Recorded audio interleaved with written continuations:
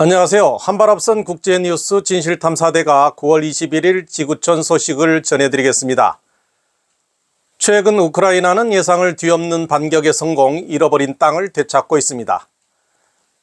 한 대만 베테랑 언론인인 우크라이나 주재 전 중국 대사가 세계에 곧 출현할 주요 추세를 제시했다고 폭로하며 러시아가 이번 전쟁에서 패할 경우 유가와 천연가스 가격이 큰 폭으로 하락할 것이며 러시아는 더 큰 피해를 볼 수 있다는 관측을 내놓았습니다. 대만 찌어우스바오에 따르면 19일 대만의 저명 언론인 세진은은 우크라이나 주재 전 중국 대사 가오위성이 관련 포럼에 참석, 현재 러시아는 전략적인 주도권을 상실했으며 이후 더욱 쇠약해져 일부 중요한 국제기구에서 축출될 수도 있다고 예측하며 우크라이나는 러시아의 영향력 범위에서 벗어나 유럽의 구성원이 될 것이라고 언급했다고 밝혔습니다. 또한 가오위성 전 중국 대사는 다른 구소련 국가들의 탈러시아화가 가속돼 서방에 더 가까워질 것이며 일본과 독일은 제2차 세계대전의 족쇄에서 벗어나 군비를 강화, 정치적, 군사적 영향력을 확대할 것이라고 봤습니다. 한편 미국과 서방 국가들은 힘을 합쳐 유엔 등 국제기구의 계획을 추진할 것이며 계획이 막히면 또 다른 길을 걷기 시작할 것이라고 내다봤습니다. 가오위성 전 우크라이나 주재 대사의 이 발언은 이미 웨이보에서 빠르게 삭제된 것으로 알려졌습니다. 이와 관련 세진언은 가오위성은 중공에 은퇴한 고위 외교관으로 그의 견해는 어느 정도 참고할 만한 가치가 있다며 전쟁이 우크라이나에 유리하게 전개되면 러시아에서도 반푸틴 세력의 힘이 커질 것이라고 언급했습니다. 또한 최근 유럽연합이 헝가리에 대해 제재를 가한 것도 하나의 지표 현상으로 다음 행보는 중국 정부가 유럽연합의 타깃이 될 것이며 이 점에서 푸틴에 대한 시진핑의 태도가 중요한 역할을 하리라고 봤습니다. 다음 소식입니다. 제20차 전국대표대회가 다가오면서 시진핑의 연임에 대한 외부 세계의 다양한 목소리가 나오고 있습니다. 현재 시진핑의 연임에 무게가 실리지만 일부 평론가들은 다른 견해를 제시하고 있습니다. 중국 공산당사 전문가이자 만년의 저원라이 저자인 가오원체는 시진핑의 연임이 표면적으로는 기정사실화된 것처럼 보이지만 여전히 의문이 남는다며 새로운 시각의 분석을 내놓았습니다. 최근 가오원체는 VOA와의 단독 인터뷰에서 지난해 19기 6중전회의를 앞둔 시점에서는 시진핑의 연임에 대한 우려가 없었지만 올해는 다르다고 말했습니다. 가오원체는 작년 11월까지만 해도 중국 공산당은 베이징 당국을 전 세계의 방역 모범으로 만들기 위해 대규모로 중국 공산당 창당 100주년 기념식을 열었고 제로 코로나 정책의 자부심에 여전히 취해 있었다고 지적했습니다.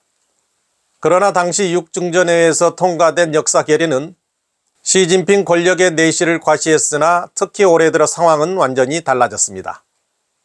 러시아 우크라이나 전쟁 직전 중러 동맹에 제한이 없다고 큰소리치고 경제가 어려움에 처해도 제로 코로나 정책을 굳건히 견제했으며 대만 해협의 현상 유지를 뒤흔들어 군사적 긴장을 고조시켰습니다. 가오원체는 이런 일들은 모두 시진핑이 직접 이끌어 전개하는 바보 같은 수작이라고 봤습니다. 그리고 이 모든 것이 그가 노리는 연임과 무관하지 않다는 것입니다. 따라서 시진핑의 인기는 집권 10년 만에 바닥으로 떨어져 이번에 연임된다 해도 5년 전 19차 당대회 당시보다 권력이 줄어들 것이라는 주장입니다. 가오원체는 10월 16일에 열리는 20차 당대회에서 시진핑이 큰 승리를 거둘 가능성은 거의 없다고 생각합니다. 중간 정도 승리가 더 가능성이 높다고 봤습니다.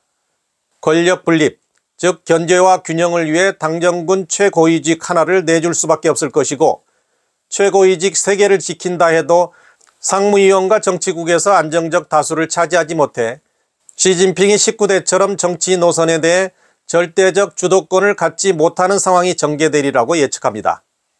가오원체는 이러한 상황에서 중국 공산당의 여러 파벌이 투쟁은 하되 균형은 깨지 않는 국면을 형성할 것이라고 예측했습니다. 이러기 위해서 시진핑은 어쩔 수 없이 양보해야 할 것이며 당내 다수가 개혁개방 견지를 요구할 것이고 그러면 시진핑은 자신의 개혁개방의 계승자로 분장, 자신의 량자허 치국 이념을 깃대 삼아 정치가 영도의 민영기업 규제를 지속하고 공동부유를 추구, 개혁 개방과 연결시켜 나가리라는 것입니다. 마지막 소식입니다. 저명한 중국 변호사 가오즈성은 중국 당국에 체포된 지 5년이 넘었지만 아직까지 소식이 없습니다. 현재 미국에 사는 가오즈성의 아내 경어와 자녀들, 그리고 자원봉사자들이 힘을 모아 이 가족의 고통과 눈물을 표현하기 위해 7,355개의 탄피로 가오즈성의 대형 부조 조각을 제작했습니다. 20일 가오 변호사의 부인 경어는 미 국회의사당 앞 연설에서 자신의 가족이 가오즈성의 부조작품을 통해 14년 만에 처음으로 상봉했다고 말했습니다. 경어는 내 남편 가오즈성은 변호사로서의 직업윤리와 인간으로서의 양심을 고수한다는 이유로 거의 20년 동안 중국 공산당의 박해를 받아왔다고 말했습니다. 2005년 중국 당국은 베이징에 위치한 가오즈성 법률사무소를 강제 폐쇄하고 변호사 면허를 취소했습니다. 그 체포돼 교도소 독방에 수감되거나 아니면 베이징 무장경찰 비밀 감옥에 구금되거나 혹은 가택연금 상태를 반복하는 악순환이 계속됐습니다. 가오즈성 변호사가 자유를 잃고 아내와 아이들과 헤어진 지 언 14년이 흐른 것입니다. 비밀 감옥에 수감된 3년 동안 그는 수많은 고문을 겪었습니다. 경어는 14년 동안 가오즈성의 소식을 들을 수 없었다며 나는 그가 어디에 있는지 죽었는지 살았는지 모른다. 우리에겐 아들이 2살 때 찍은 가족사진 단 한 장이 전부라고 말했습니다. 경어는 연설에서 한 미국 시민이 남편의 생사조차 모를 정도로 끔찍한 박해를 받았다며 당연히 우리 가족의 크나큰 비극이다. 그러나 5년이 넘는 시간 동안 미국과 국제사회가 최선을 다해 보호하고 찾아내지 못하고 있는데 이것은 미국과 국제사회의 수치요 인류의 슬픔이 아닌가라며 울분을 토했습니다. 그녀는 이런 인도적 재난은 누구도 수수방관해서는 안 된다며 앞으로 미국 땅에서 이러한 가상 상봉이 다시는 반복되지 않기를 바라며 여러분의 도움을 기대한다고 마무리했습니다. 진실탐사대 이원선입니다. 시청해 주셔서 감사합니다.